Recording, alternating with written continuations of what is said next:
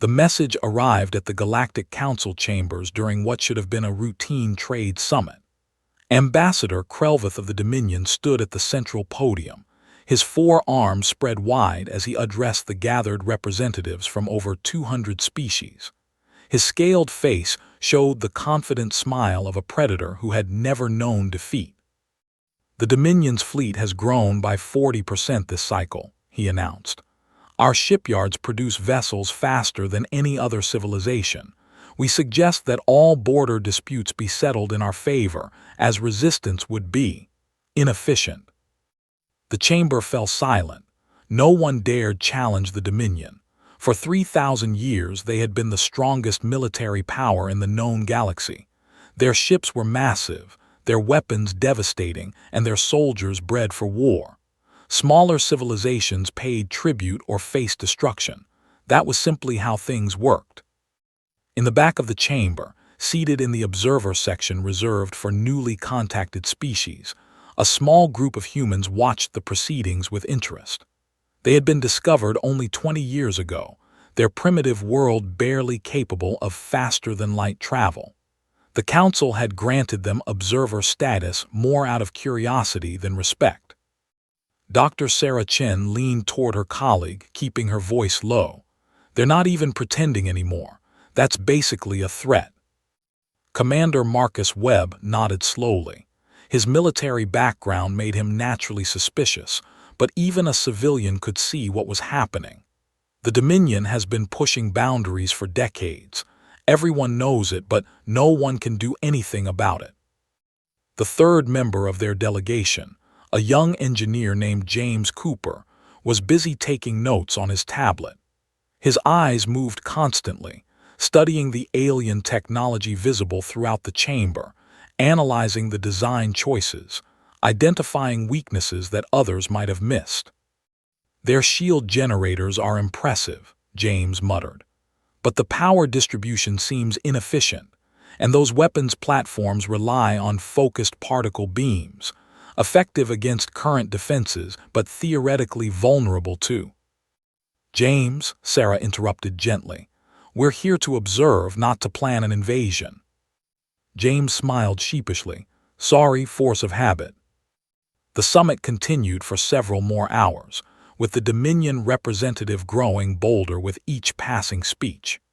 By the time the session ended, 3 smaller civilizations had agreed to new trade agreements that were little more than surrender documents. As the human delegation made their way back to their temporary quarters, they were approached by an unusual group.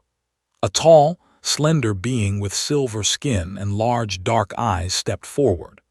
Behind him stood representatives from several other species, including a massive furry creature that reminded James of a bear, and a delicate insectoid with iridescent wings. "Ambassador Chen," the silver being said, using Sarah's title despite her protests that she was merely a scientist. "I am First Speaker Thelos of the Venar Collective. We would like to speak with you privately." Sarah exchanged glances with her companions. "Of course, First Speaker, please lead the way." They were taken to a secure meeting room deep within the station. Once the doors sealed behind them, Thelos's formal demeanor changed to something more desperate. "We have observed your species since first contact," he began. "Your technological development has been unusual. In 20 years, you have advanced from basic interstellar capability to something approaching Dominion-level technology. How?" Marcus shifted uncomfortably. "Our engineers are persistent. We learned from the examples provided by the Council." "No," the bear-like creature rumbled. His name was Groth, and he represented the Ursari Federation. "We provided the same examples to 100 species. They took centuries to advance this far. Your people did it in less than 1 generation. We need to know how." The insectoid, whose name was impossible for human vocal cords to pronounce but who answered to the translation melody, clicked her mandibles nervously. "The Dominion grows stronger every year. Soon they will not bother with trade agreements. They will simply take what they want. When that day comes, we will need weapons that can stop them." Sarah looked at James. The young engineer had been quiet throughout the exchange, but now he spoke up. "What exactly are you asking for?" "We are asking," Thelos said carefully, "if humanity would be willing to share its engineering methods. Not just your designs, but your way of thinking, your approach to problems. We have studied your history, and we find it remarkable. You went from horseback to space travel in barely 200 years. You developed weapons that could destroy your own planet, then developed defenses against them. You seem to view impossible challenges as personal insults." James laughed at that. "I suppose we do, but what you're describing isn't really a method, it's just how we think." "Then perhaps," Groth said, "you could think about our problem. The Dominion's fleet is invincible. Their shields can absorb any weapon we possess. Their armor can withstand direct nuclear strikes. Their point defense systems can intercept missiles before they get within 1,000 kilometers. We have been fighting this battle for centuries with no success." Marcus leaned forward. "You want us to design weapons for you?" "We want you to change the rules," Melody said. "We want you to do what humans always do, find a way where none exists, make the impossible possible." The room fell silent as the humans considered the request. It was Sarah who finally spoke. "This would be a significant undertaking. We would need resources, materials, and most importantly, information. Complete technical specifications of Dominion vessels, their weapons, their defenses." "We can provide that," Thelos said eagerly. "We have accumulated considerable intelligence over the centuries." "And we would need to work in secret," Marcus added. "If the Dominion learned what we were doing before we were ready, they would destroy Earth without hesitation." "The Venar have hidden research facilities scattered across the galaxy," Thelos assured him. "Places even the Dominion does not know about."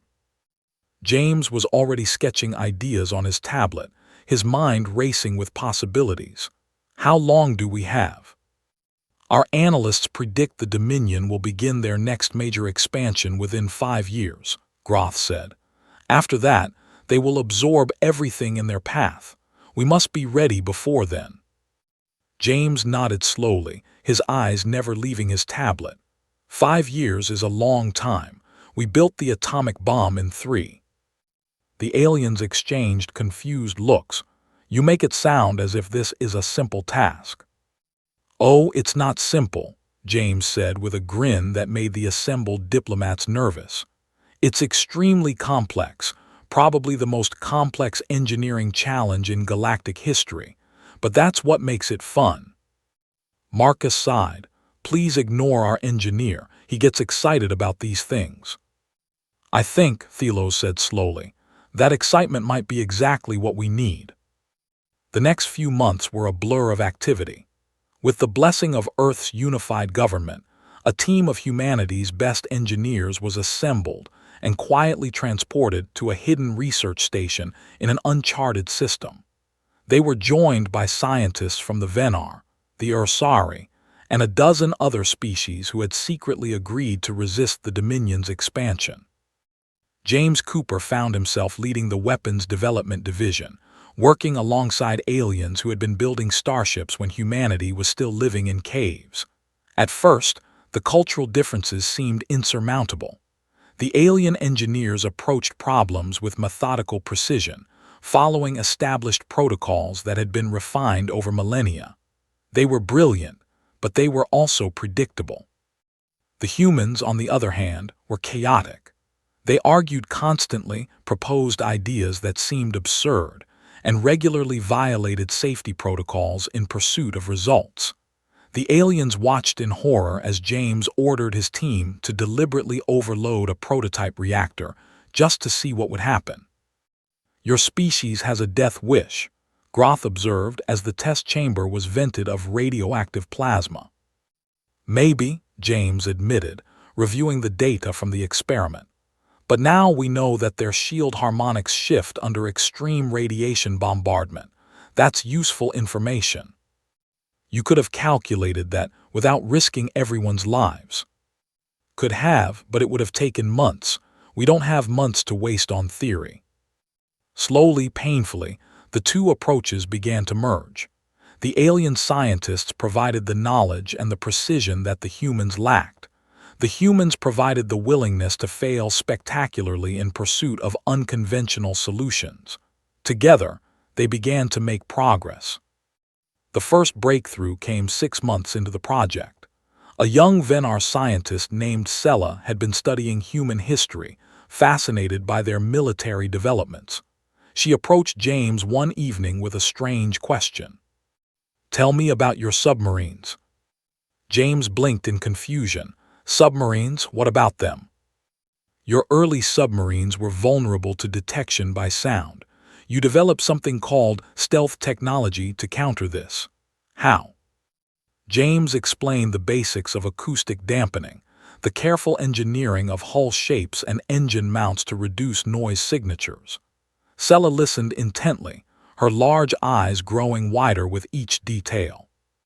"We have been approaching Dominion defenses all wrong," she said when he finished. "We have been trying to build bigger guns, stronger shields, but you humans succeeded against superior enemies by making yourselves invisible. You want to build stealth ships. I want to build weapons that the Dominion cannot see coming." That simple conversation changed everything. Within weeks, the team had developed a prototype missile that could slip through Dominion sensor networks undetected. It used no conventional propulsion, instead riding gravitational currents between stars. It carried no energy signature that their sensors were calibrated to find. It was slow, taking weeks to reach its target, but it was invisible.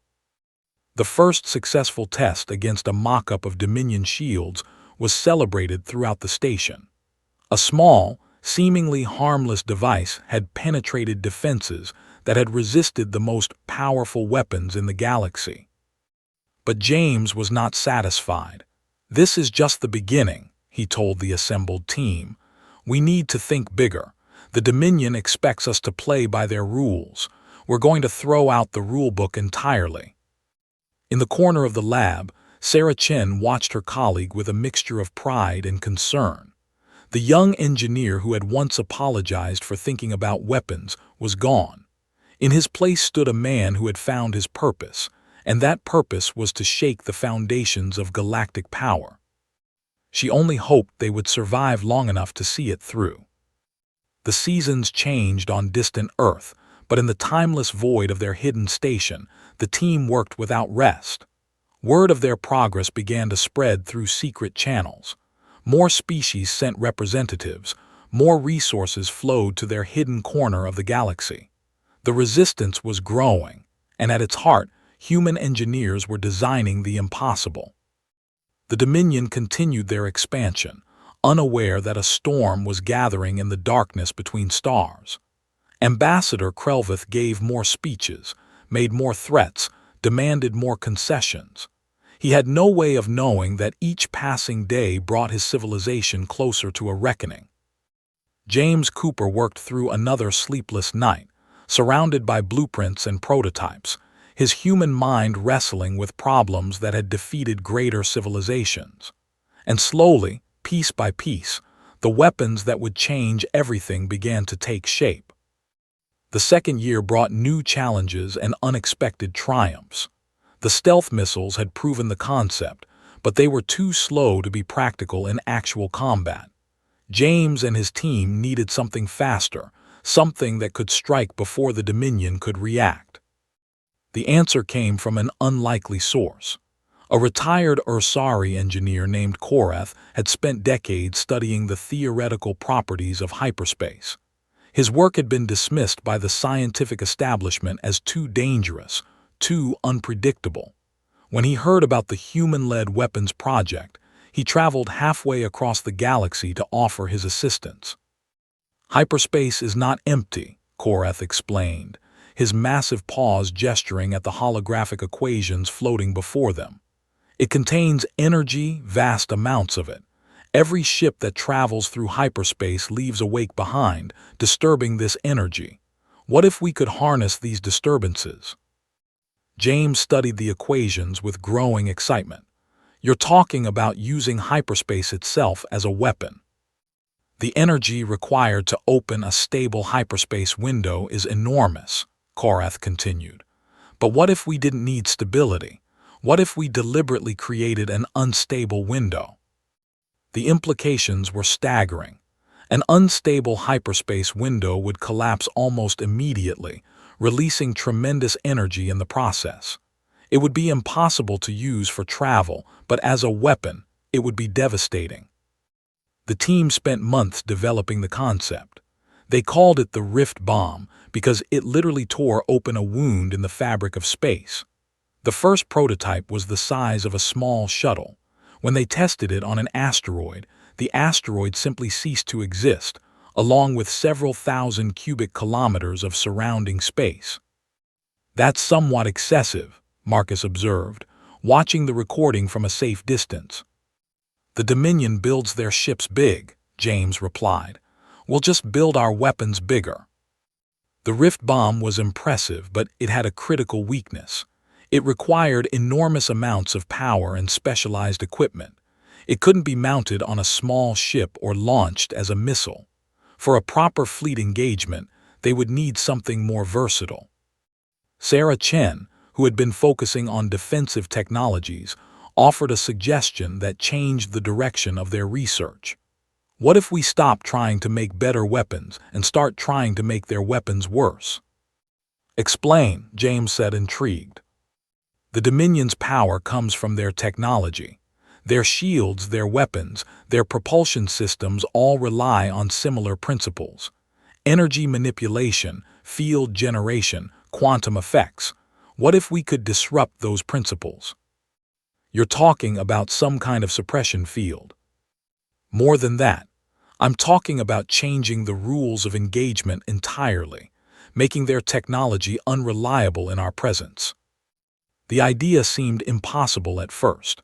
How could you selectively disrupt the physical processes that powered enemy technology without affecting your own? But Sarah had been studying something she called quantum field contamination. It was theoretical work, building on ideas that human physicists had proposed before first contact. The concept was elegant. Every piece of technology had a quantum signature, a pattern of quantum states that allowed it to function. By introducing carefully designed quantum interference patterns, they could corrupt these signatures, causing technology to malfunction in unpredictable ways. It wouldn't destroy their ships, Sarah admitted, but it would blind them, cripple their weapons, make their engines unreliable. For a few critical moments, the most advanced fleet in the galaxy would be helpless. And our technology would be immune. That's the tricky part. We would need to redesign our systems from the ground up to operate on different quantum principles. Everything would need to be rebuilt. It was an enormous undertaking, but the potential reward was too great to ignore. James split his team into two groups. One continued developing offensive weapons like the Rift Bomb. The other began working with Sarah on what they eventually called the Void Field Generator. As the second year drew to a close, the project faced its first major crisis. A Dominion patrol ship stumbled across one of the supply routes leading to the hidden station. The ship was destroyed before it could report back, but the close call forced them to implement new security measures. More concerning were the reports from the Galactic Council. The Dominion was becoming more aggressive, pushing boundaries in ways that suggested they were preparing for something big. Several smaller civilizations had been absorbed outright, their populations scattered or enslaved. We're running out of time, Thelos warned during an emergency meeting. Our intelligence suggests the Dominion is building a massive invasion fleet. They will move within the next 2 years, possibly sooner. We're not ready, Groth added, his voice heavy with frustration. The weapons are still prototypes. We don't have enough to equip even a fraction of the Resistance fleet. James stood up, his face showing the strain of months without proper sleep. Then we need to work faster. We'll need more resources, more engineers, more everything. But we can do this. We have to do this. The meeting ended with a renewed commitment to the cause, but everyone felt the weight of what was coming. The Dominion was awakening, and the galaxy was not ready. In the weeks that followed, the project expanded rapidly. New facilities were established in hidden locations across the galaxy. Manufacturing processes that would normally take years were compressed into months through human-inspired improvisation and round-the-clock work schedules. James found himself traveling constantly, overseeing production at multiple sites, troubleshooting problems, and pushing his teams to achieve the impossible. He worked alongside engineers from a dozen different species, learning from their expertise while teaching them the human approach to problem solving. One memorable night, he found himself drinking with a group of Venar engineers after a particularly difficult day.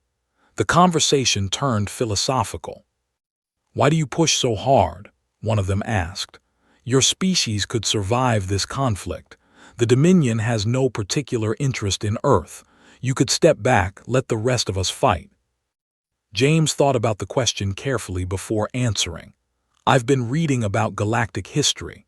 For thousands of years, the pattern has been the same. Strong civilizations dominate weak ones. Empires rise and fall, but the cycle continues. We have a chance to break that cycle to create something new. That's worth fighting for. But at what cost? You're exhausting yourself, risking your sanity, possibly shortening your life. Is any cause worth that?" "Ask me again after we win," James said with a tired smile.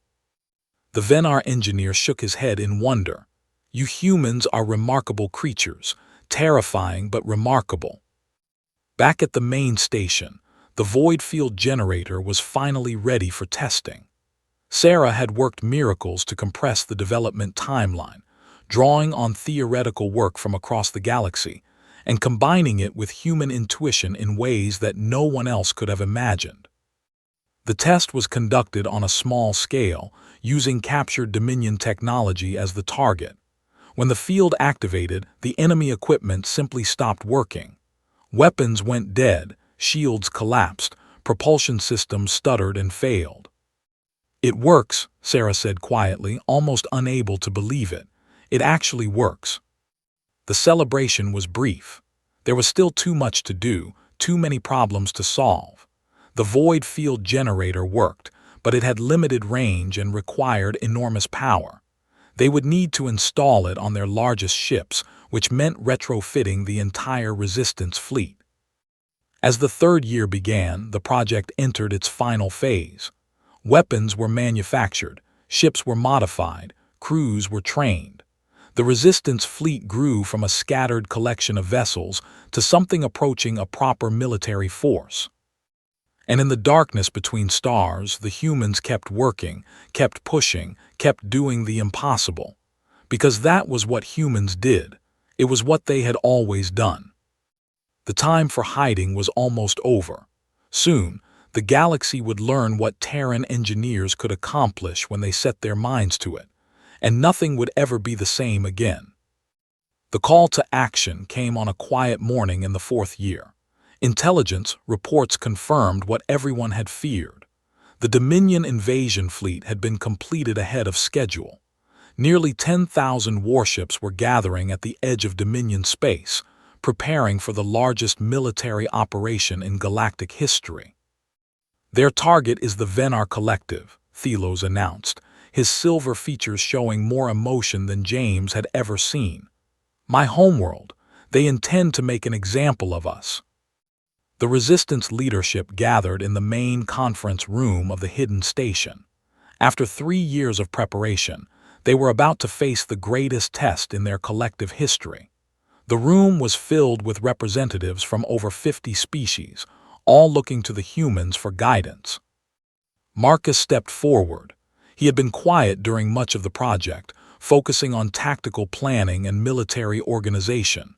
Now, finally, his expertise was needed. "The Dominion expects an easy victory," he began. "They believe their technology makes them invincible. They're wrong. Our weapons work. Our tactics are sound. But I won't lie to you. This will be the hardest fight any of us has ever faced." He activated a holographic display showing the projected battle space. The Dominion fleet will emerge from hyperspace here, approximately 3 light hours from the Venar homeworld. They'll expect to sweep aside any resistance and begin orbital bombardment within days.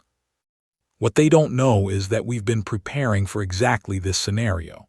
Our fleet is smaller, about 6,000 ships compared to their 10,000, but every one of our vessels has been modified with Terran-designed systems. Void field generators on the capital ships, stealth missiles throughout the fleet, and something special for the final phase. He nodded to James, who stepped forward to continue the briefing. The Dominion's flagship is called the Eternal Dominion. It's the largest warship ever built, carrying enough firepower to devastate a planet in hours. It's also their command center, coordinating the entire invasion fleet. If we can destroy it, the fleet will be thrown into chaos. That thing has shields that could stop a star, Groth rumbled. Even our new weapons might not be enough. Which is why we're not using conventional weapons, James replied. He touched a control, and a new image appeared. It was a device unlike anything the galaxy had ever seen, a crystalline structure wrapped in complex machinery, glowing with barely contained energy. We call it the Singularity Lance. It doesn't fire projectiles or energy beams. It creates a directed gravitational singularity, a tiny black hole that exists for just a fraction of a second, long enough to punch through any shield, any armor, any defense. And then it collapses, taking everything in its immediate vicinity with it. The room fell silent as the implications sank in. "You built a black hole gun," Melody said finally. "We built a black hole gun," James confirmed with a hint of pride. "Only 3 exist. They're mounted on specially designed attack ships, crewed by volunteers who understand the risks." The risks being, the Singularity Lance requires so much power that it can only be fired once. After that, the ship is defenseless. The crews are effectively on suicide missions. Humans volunteered for this. "Humans always volunteer," Marcus said quietly. "It's another thing we do." The battle plan was complex, involving multiple phases and precise timing. The Resistance fleet would engage the Dominion at long range, drawing their attention while specialized ships maneuvered into position. The void field generators would be activated at the critical moment, disrupting Dominion technology and creating chaos in their formation. And then the Singularity Lances would strike, targeting the flagship and its escorts. It was a desperate plan, relying on new technology and human-style improvisation. If it worked, they would save the Venar homeworld and shatter the myth of Dominion invincibility. If it failed, they would all die. "Are there any questions?" Marcus asked. Thelos stood slowly, his large eyes sweeping across the assembled representatives. "I have only one question. When do we begin?" "The Dominion fleet departs in 72 hours. Our fleet must be in position before they arrive. That means we move now." The next 3 days were controlled chaos. Thousands of ships launched from hidden bases across the galaxy, converging on the Venar system through carefully planned routes. They traveled in small groups to avoid detection, maintaining strict communication silence. James found himself aboard the Resistance flagship, a massive vessel that had been modified beyond recognition with human technology. Sarah was there too, along with the core team of engineers who had made all of this possible. They would be present for the battle, monitoring their systems and making adjustments as needed. The hours passed slowly as the fleet gathered. James spent most of his time in the engineering section, running final diagnostics and reviewing contingency plans. He barely slept, barely ate, his mind constantly churning through possibilities and problems. On the night before the battle, Sarah found him staring out a viewport at the assembled fleet. Thousands of ships hung in formation, their running lights creating a constellation of hope in the darkness. "You should rest," she said gently. "I can't. Every time I close my eyes, I think of something that might go wrong." James, we've done everything we can. Either our weapons work or they don't. Worrying won't change that. I know, but these people are trusting us, trusting me. If I made a mistake somewhere, if something fails, then we'll adapt. That's what humans do, remember. He smiled weakly. I used to think this was going to be fun, the ultimate engineering challenge. Now I just feel the weight of it. Sarah put her hand on his shoulder. That weight is what makes you human. It's why we're here, why we're fighting. Not because we don't feel fear, but because we feel everything and we still choose to stand. James looked at her, seeing in her eyes the same exhaustion and determination that he felt. Thank you, Sarah, for everything. Thank me after we win. The morning of the battle arrived with deceptive calm. The Resistance fleet held position, hidden behind a gas giant, waiting for the Dominion to arrive. The hours stretched into eternity as sensors strained for any sign of the enemy. And then finally they came. The Dominion fleet emerged from hyperspace in perfect formation, 10,000 warships arranged in the traditional conquest pattern that had served them for millennia. At their center, dwarfing everything around it, was the Eternal Dominion, a ship so large it seemed more like a mobile space station than a vessel of war. On the Resistance flagship, Marcus began issuing orders. All ships execute primary engagement, begin Phase 1. The battle began. The first wave of stealth missiles launched, thousands of invisible projectiles streaking toward the Dominion formation. They had been designed to exploit specific weaknesses in Dominion sensor technology, and they worked exactly as intended. The first the enemy knew of the attack was when their outer escorts began exploding. Chaos rippled through the Dominion fleet. Their perfect formation wavered as ships scattered to avoid the invisible threats. More missiles followed, appearing from nowhere to strike vulnerable targets. Within the first hour, over 100 Dominion ships had been destroyed. But the Dominion was not helpless. Their commanders adapted, reconfiguring their sensors, tightening their formations. The stealth missiles became less effective as the enemy learned to compensate, and then the Dominion began to return fire. The battle entered its second phase. The Resistance fleet emerged from behind the gas giant, engaging the Dominion at medium range. Both sides traded devastating volleys, shields flaring and failing, ships exploding in brilliant flashes of light. The Dominion had more ships, more firepower, and centuries of military experience. But the Resistance had something they had never faced before: human technology, human tactics, human determination. Void field generators ready, Sarah reported from her station, awaiting your order. Marcus watched the tactical display, waiting for the perfect moment. The Dominion was pressing forward, confident in their numerical advantage. They were about to learn a hard lesson. Now, he said simply.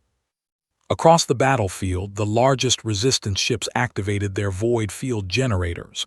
The effect was immediate and devastating. Dominion weapons went silent. Shields flickered and failed. Engines sputtered and died. For one critical moment, the most powerful fleet in the galaxy was helpless. All ships press the attack, Marcus commanded. The Resistance fleet surged forward, exploiting the chaos. Hundreds of Dominion ships were destroyed before their systems recovered.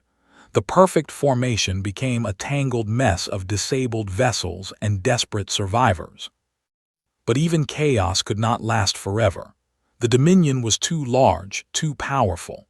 Their systems began recovering as the void field effect faded. Their flagship, protected by layer upon layer of redundant systems, began coordinating a counterattack. It was time for Phase 3. Singularity Lance ships, begin your approach, Marcus ordered. His voice was steady, but everyone knew what he was asking. 3 small attack ships separated from the main fleet, accelerating toward the Eternal Dominion. James watched them go, knowing that the crews aboard those ships were almost certainly flying to their deaths. They were all human, all volunteers who had understood the risks and chosen to accept them anyway. The first Singularity Lance ship was destroyed before it could fire, caught by a devastating volley from a Dominion battlecruiser. James felt his heart clench, but there was no time for grief. The second ship pressed on, weaving through enemy fire with skill born of desperation. It fired. For an instant, reality seemed to hold its breath. Then a point of absolute darkness appeared in space, pulling everything toward it with irresistible force. A Dominion dreadnought simply crumbled, its massive bulk compressed into nothingness. 3 other ships were caught in the gravitational wake, torn apart as they were dragged toward the Singularity. The second Singularity Lance ship was gone a moment later, its power depleted, its crew helpless. Dominion weapons finished what remained. Only one ship remained. It was close to the flagship now, closer than any enemy had ever come. Its pilot was a young woman named Lieutenant Chen, no relation to Sarah but sharing her determination. She dodged and weaved, her ship taking damage but refusing to fall. "Come on," James whispered, "come on." The Singularity Lance fired.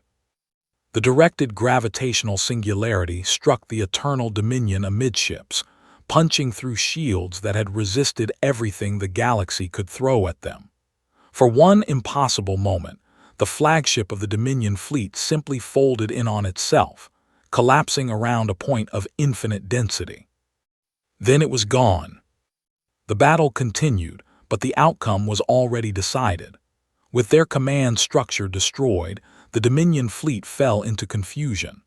Resistance ships pressed their advantage, destroying disabled vessels and driving the survivors back.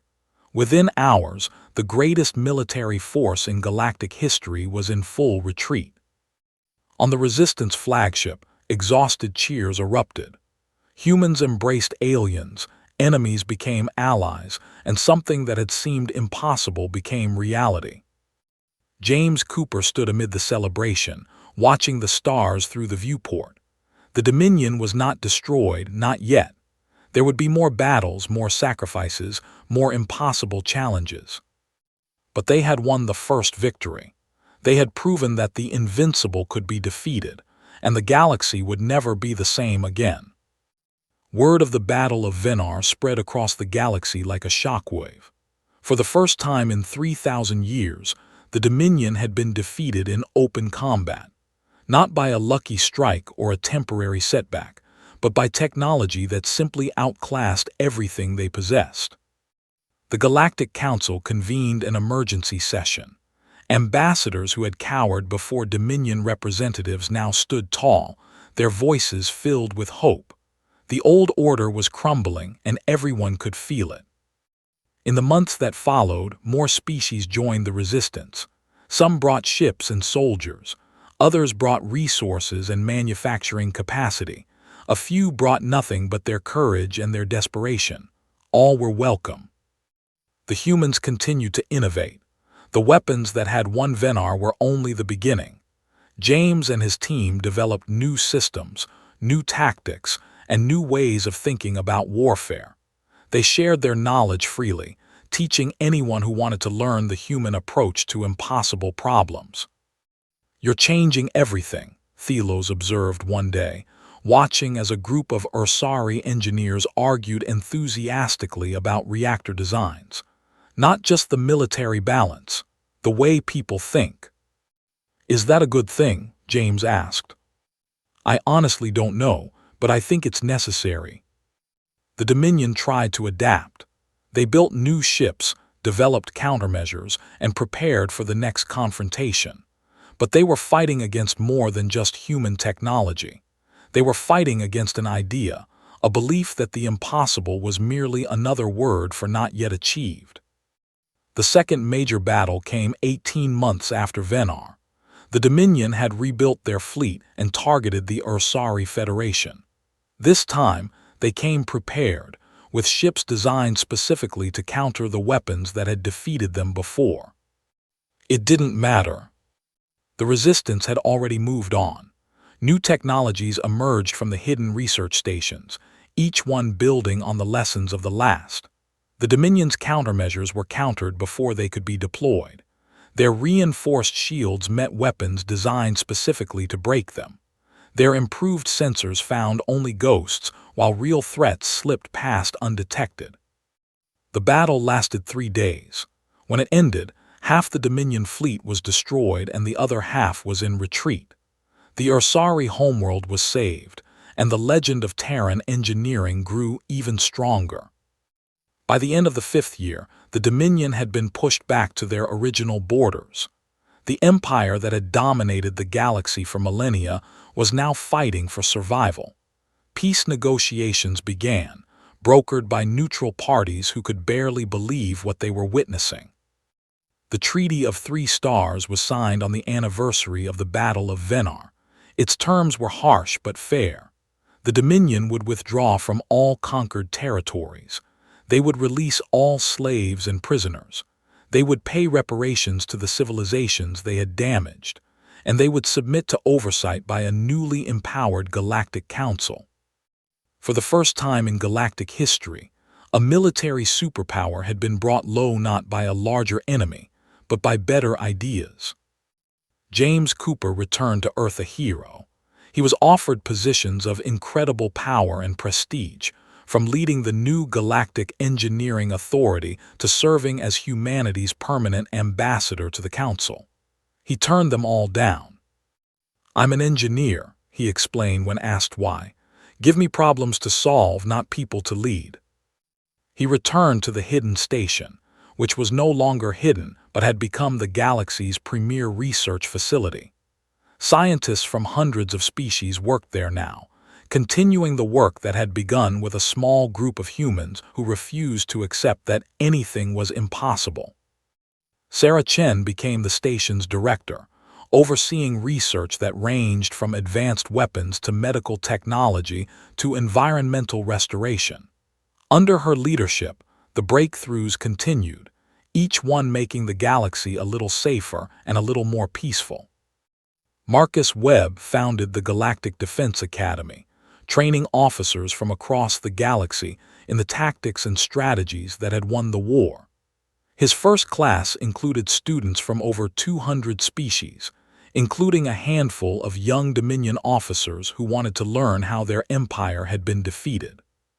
The years passed, and the galaxy changed. The balance of power shifted from military strength to technological innovation. Species that had once conquered and enslaved now competed through research and development. It was not a perfect peace, but it was better than anything that had come before.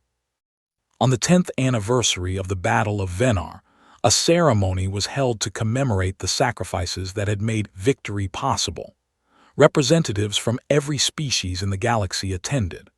The highlight was the dedication of a memorial to the crew of the 3rd Singularity Lance ship, the one that had destroyed the Eternal Dominion.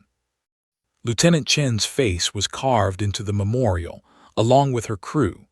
Below them was inscribed a simple phrase that had become the motto of the new era: "The impossible just takes longer."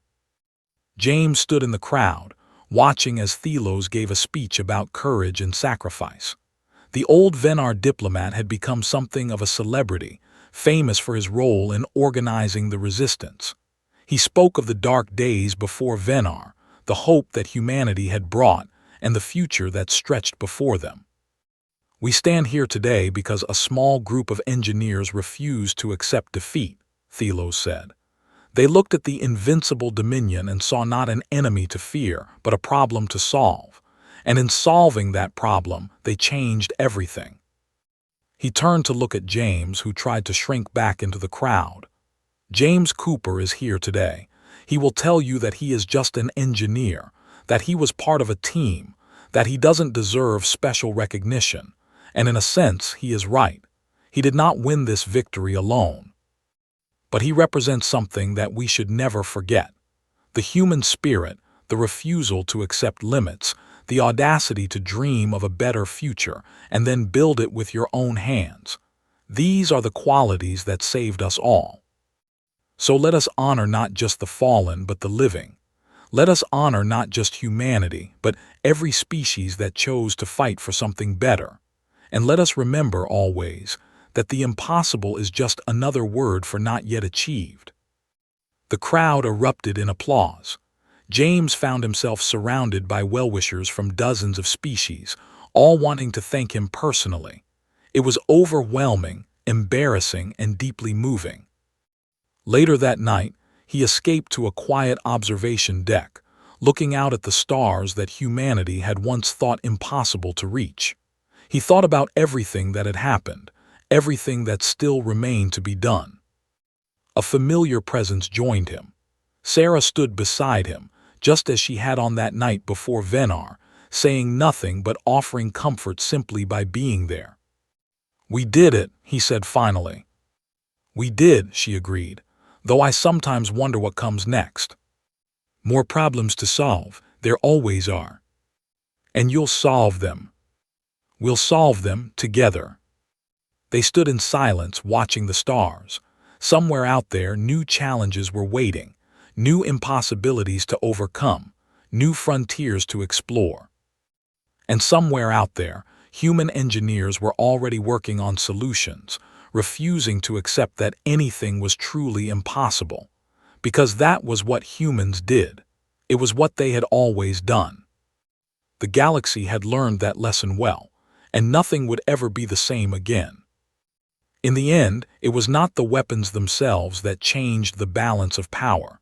It was the idea behind them, the belief that problems could be solved, that limits could be overcome, and that the future was not something to be accepted but something to be built. The Terran engineers had shown the galaxy what was possible, and the galaxy had taken that lesson to heart. It was perhaps the greatest weapon of all.